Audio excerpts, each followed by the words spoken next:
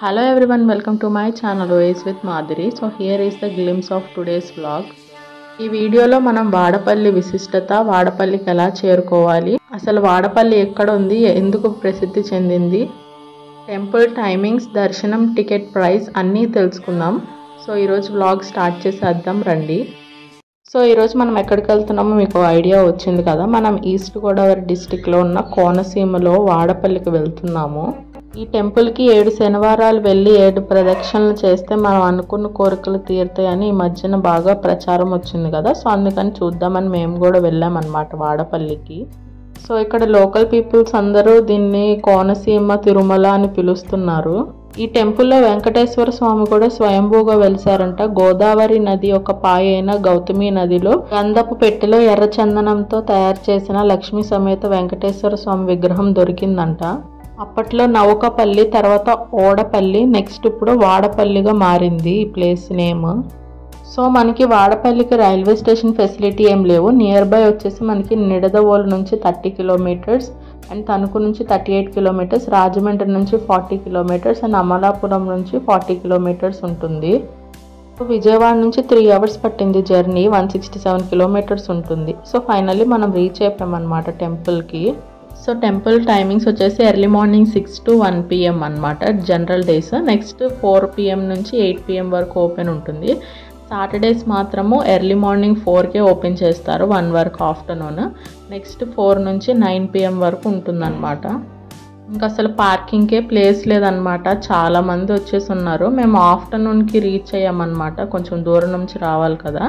So ఇది వచ్చేసి ప్రదక్షిణల హుండీ అనమాట. ఇక్కడ నుంచి ప్రతి ప్రదక్షిణకి మనీ వేసి 7 ప్రదక్షిణలు చేయాలి, కొంతమంది 11 కూడా చేస్తారు. ఇలా మనకి 7 శనివారాలు ఇక్కడికి వచ్చి ప్రదక్షిణలు చేసిన వారికి కోరిక తీరుస్తారంట ఇక్కడ వెంకటేశ్వర స్వామి.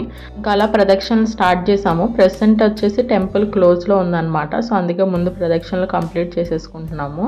చూడండి అప్పటికే ఎంత రష్ ఉందో. వీళ్ళంతా ఆల్రెడీ మార్నింగ్ నుంచే వచ్చి ఉన్నారనుకుంటా.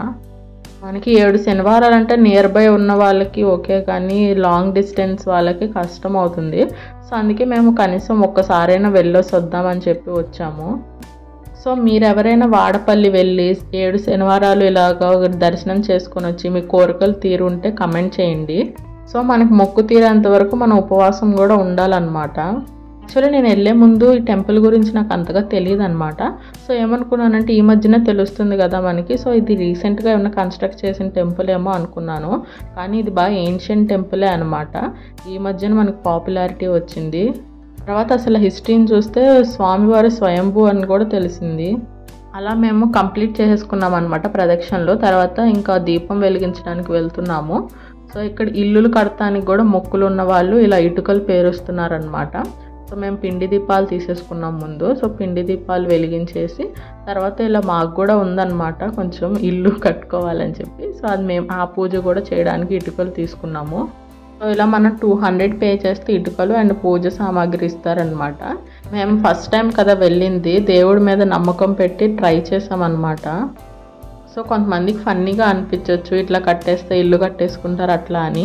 సో మనం బాధలు కానీ కోరికలు కానీ తీర్చగలిగే వాళ్ళకే కదా చెప్పుకోగలుగుతాము, దేవుడితో చెప్పుకోకపోతే ఇంకెవరితో చెప్పుకుంటాము.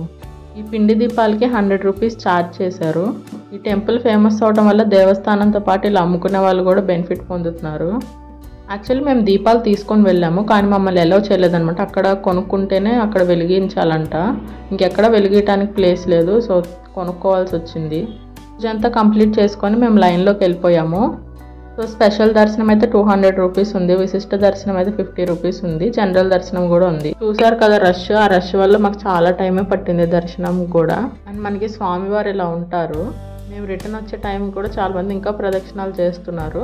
సో ఫైనల్లీ అలా కంప్లీట్ అయిపోయి మేము ఇంకా రిటర్న్ వచ్చేసాం అనమాట విజయవాడకి. So that's for today. Thanks for watching. Please do like, share and subscribe my channel Ways with Madhuri. Bye guys.